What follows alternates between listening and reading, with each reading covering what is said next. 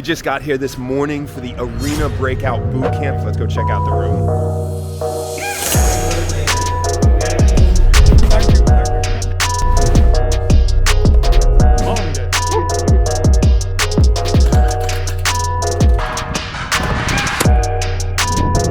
Okay, so we get an awesome opportunity to sit down today because we have some time this weekend after the Arena Breakout Bootcamp, which was great. And I'm here with Yiming Sun and Zach Gilson. We have the lead game producer and the NA publishing manager here with us from Arena Breakout, and we get a chance to ask some questions. So I have some personal questions, and then we've got questions from Twitter to include some content creators that we'll go through and see if we can get some answers out of you.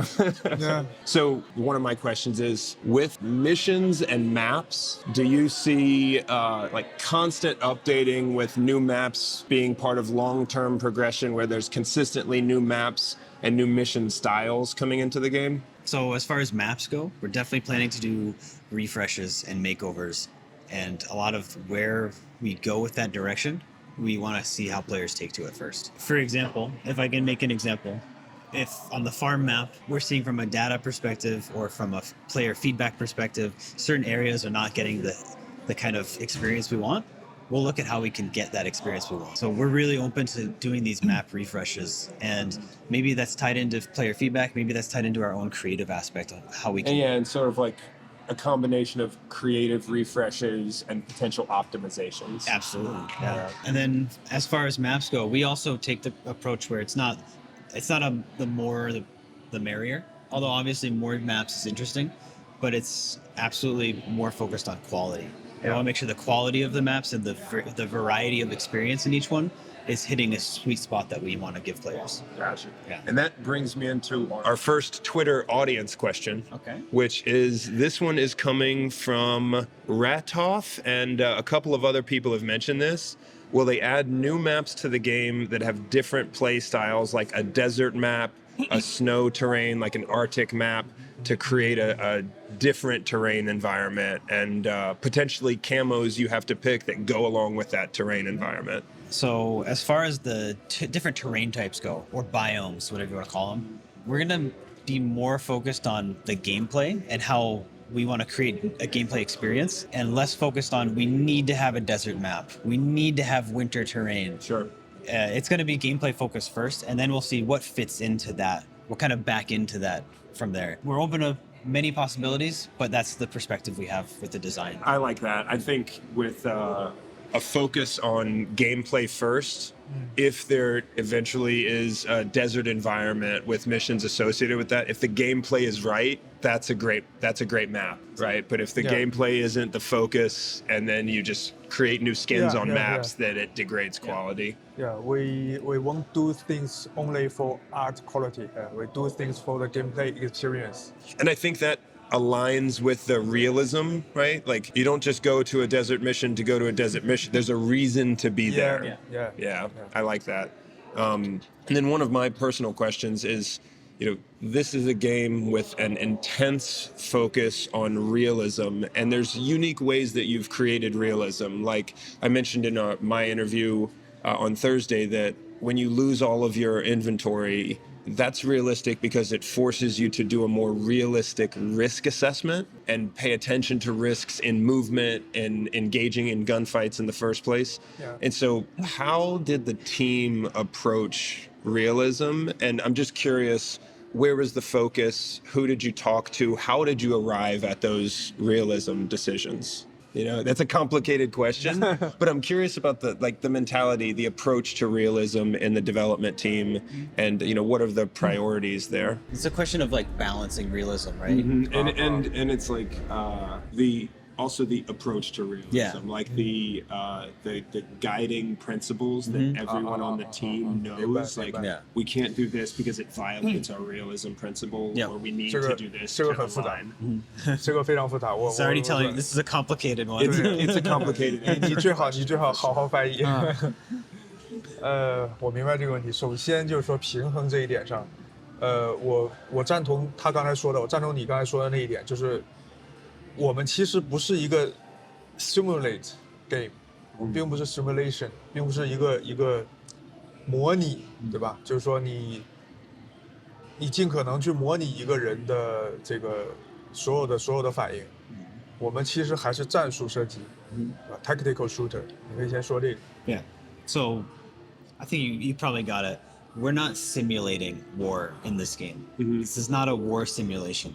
This is a tactical shooter, and that has that comes with its own affordances that you need to take. Yep. 对，所以就像你刚才提到的，就是这些 realistic 的东西，这些真实的东西，让这个 gameplay 本身变得 reasonable， 变得有意义，变得让玩家更能去，就是说怎么说呢，更能投入，明白我的意思，对吧？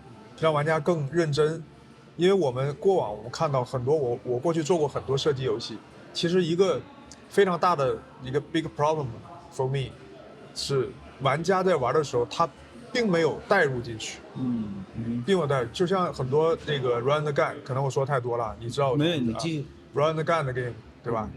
就是 rushing keep on rushing shooting kill die and then repeat， 那个不是我们想要的，所以我们想要的是像你刚才说的，就是说玩家更能投入进去，因为一个游戏就是说它要好的话，它要能调动情绪，你懂吗？你还说这个。So, I think as far as a guiding principle goes, we took a main approach is immersion. What elements can we use to create immersion in the game that tell players they're there and they need to consider some things that maybe they don't need to in a run and gun game? Yeah. So these elements of immersion are, using the example that you've already brought up, when you die, all your gear's gone. That's one aspect of the immersion is someone like yourself who's really experienced the battlefield. If you die, it's all over. Yeah. And in the game, it's not all over in a game, but you still have that sense of loss that you might have if you lose all of your gear.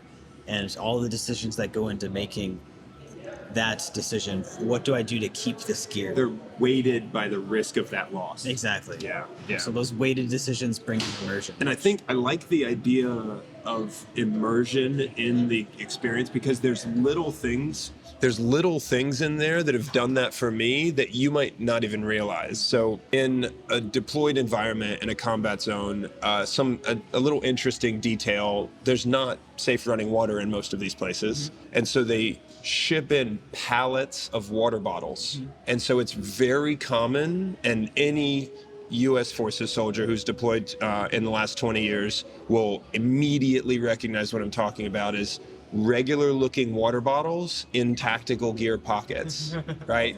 Super, super common and very normal. My standard load, I'd throw 4 water bottles in, 2 in my vest, 2 in my backpack. That was like for a short patrol what I'd take. And so just the water bottle in the backpack in game is like personal experience of realism that is immersive, you know? And I think that there's 25 different examples of little details that add that immersion. I do think it makes it feel different. So let's do another question from Twitter. We'll go for something a little more straightforward than what I asked.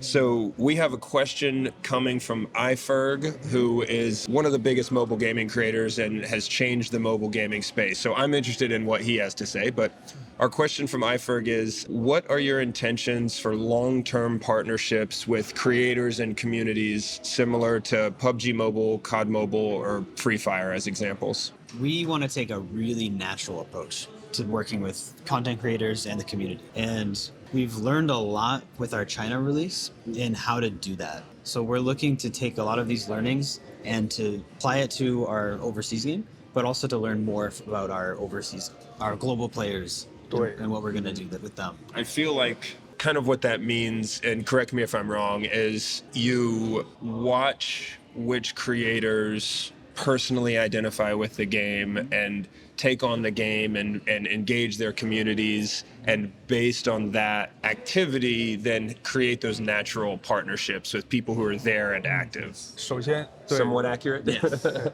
首先先说一下，就我本人还有我的 designer team，我们的那个 game designer， 我们都非常非常关注 creator 产出的内容，关于游戏，因为中国有一句话叫，这个我不知道你能不能翻译，你不能翻译就算。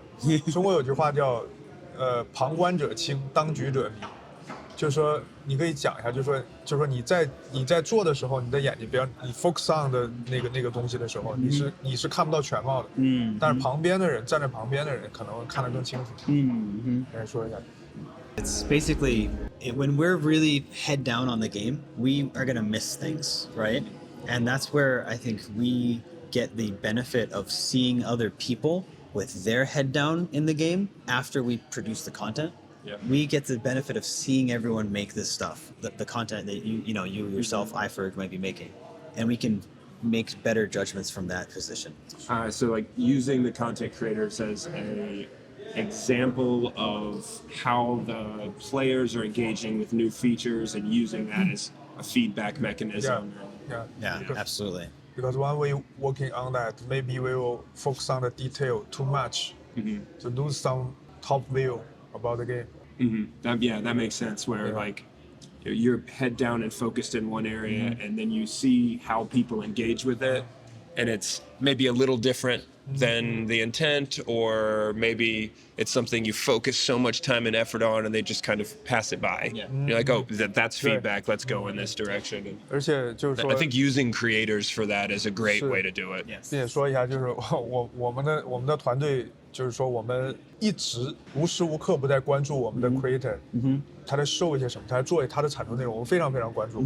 对，有的时候就是说我们可能不会马上去判断这个东西到底是好的不好的，还是说我们从中能怎么样？但是这个东西我们会一直收集，每隔一段时间之后，我们会形成一个结论。Yeah, and that's one way that our team, not just our team, all these teams, the other games operate is they've got a team focused on this, gets all this feedback, collects it, gets some time to think about it, and then we start to look at what's the trend, what are all these people looking at, what are they experiencing, and that's when the design team starts to reevaluate and say how can we make adjustments. 对，而且就是说对我来说 creator 他离这个 game fans 离我们的玩家他更近。我们离玩家可能有一些 distance， 有些距离。所以就是说我们跟 creator 的合作，就是说一方面是从中去看我们自己做的东西在他们身上去印证怎么样，另一方面就是它是一个桥梁。我们愿意跟更多的这种 creator 去交流，然后从中能得到这个 community 的一些反馈。Yeah, and so the distance between you guys and your fans, creators and the players, is much shorter actually than it is between us and the players. Even though we're always, we're in Discord, we're watching what everyone's saying, you're closer even. And so we're able to, I don't want to say leverage because that sounds like we're taking advantage, but we're able to really benefit from what you see from them and use that as a bridge to get to better content. Yeah. And so when it comes to, creator partners, I think, is it accurate to say that as the community develops and individual creators develop coming in on the global launch of the game, and, those decisions are made based on what feels organic with creators that are engaged with the game, who have communities engaged with the game, and where those right fits might be? It's definitely about finding fit. Right, you want to see the people who are really enjoying the game and take a passion for it. 就像我们经常说的，我们有一种态度叫做，你可以翻译叫共建，知道吧？共同建设。就我们会欢迎说 creator 和这个甚至我们的一些我们叫意见领袖 KOL 啊，对吧？我们一起共建，把这些东西做得更好。Yeah. So the attitude we want to bring to this is where it's a collaboration. We're building together, and that's what we want to do. That's from the creator perspective, that's a really fun thing to hear. So we can do a couple of quick, shorter questions from Twitter, and then we'll finish it off with one that's a little bit of a looking forward. Yeah. So, one from let me see here. One from Salty Bob, who is one of my duos in the game regularly. Salty Bob asks, is there going to be a global level cap? And is that something that will progress over time? So we do have a level cap on it. And right now we don't see the level as being, that's not your progression. That's not it's not like an RPG in the game. It's not going to be a indicator of your progression. So right now if it was an infinite level, we don't see that as having much meaning in the game to show players, oh, you're getting better and better and better. It's we focus more on the rank, right? Focus more on rank, focus more on your gear values and stuff. I think the way I see the level system right now is that it's it's a way to stair step your way into the complexity of the game as a new player. But the goal is like anyone who's not a new player already is at max level and they're not concerned about level anymore. They're concerned about rank and gear. Yeah. And that's just an easy way to put some structure around your first 2 weeks in the game. Yeah. 他说的是的，就我们现在怎么用这个 level， 就 level 对我们来说是什么？其实是证明一个玩家，或者是他30级这个等级是我们计算过的。就30级的玩家，大概他已经把这个游戏的所有的系统已经掌握的非常好了。所以我会认为说这是 junior 和 senior 之间的差别，明白吧？就是说玩家互相之间看到说，我看到一个30级的玩家，哦，我知道他是个老手， Yeah. 不是 green hand， 明白吧？ Yeah. 可以解释。Yeah, I think he really agrees with what you said. I like the stair stepping or the scaffolding. Yeah. We've played it out where when you hit level 30, you are familiar with all the relevant systems in the game. You're not an expert, but you're familiar with everything. And that's where, if you're at that point, you're ready to go on and you have new ambitions, new aspirations in the game. You've decided on where your path is by that point and what you're interested in. Yeah, exactly. Okay, so we have 2 more questions. One, and this is the last more involved one. This one's coming from Image. Where do you see the game in 1 to 2 years? Is it hard to look that far out when you're so focused on now? I think partially, yeah. This is a big question, but it's something that I think you can see from a lot of Tencent games, and especially more fun ourselves. Like, we take it very seriously is how to keep our games going. And one example that Yiming just brought up was Naruto. It's a China-only game, but it's been released 6 years now? More than 6 years. More than 6 years.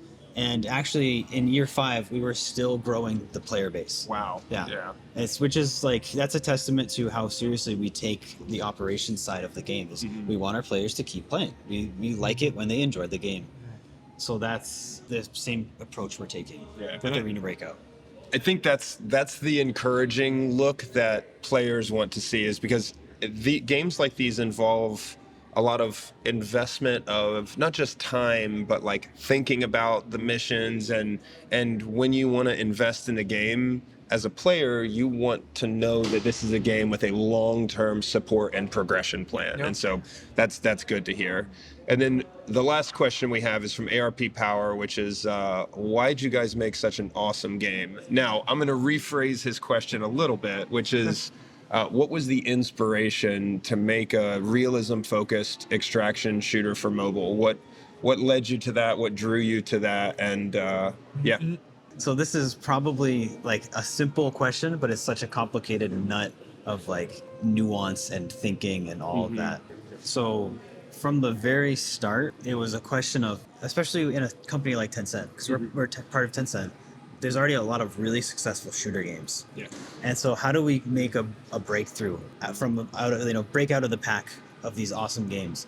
That was something that we wanted to do in order to make a game, is it has to be unique in some way. Uniqueness first. Yes, it has to be unique in some way.